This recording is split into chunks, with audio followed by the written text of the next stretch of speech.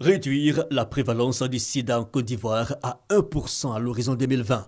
C'est le défi affiché par les autorités ivoiriennes. La pandémie en Côte d'Ivoire touche environ 400 000 personnes, dont 42 000 enfants. Nous sommes passés de 12% à 5%, de 5% nous sommes passés à 4 et quelques pourcents.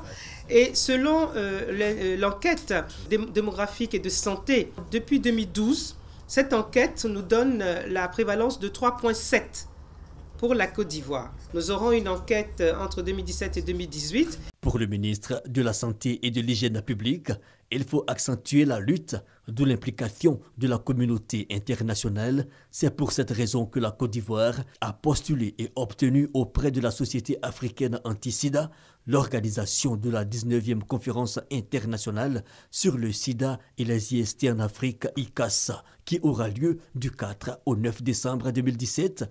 Cette conférence qui va se tenir en Côte d'Ivoire sera donc une plateforme d'échange et un carrefour de rencontres de 5 000 à 10 000 délégués provenant de 152 pays. Ces délégués seront composés de représentants de gouvernements.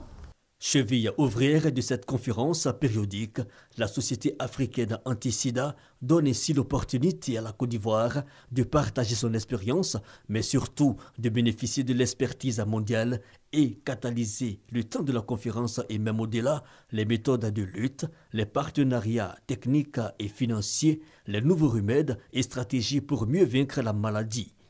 Satisfaction donc pour le docteur Iyab Ahmed, président de la Société africaine anti-sida, qui n'a pas manqué lors de la signature de convention entre les deux parties de féliciter les autorités sanitaires ivoiriennes. Notons que la Côte d'Ivoire n'est pas la première organisation de ce salon. Abidjan l'a déjà abrité en 1997.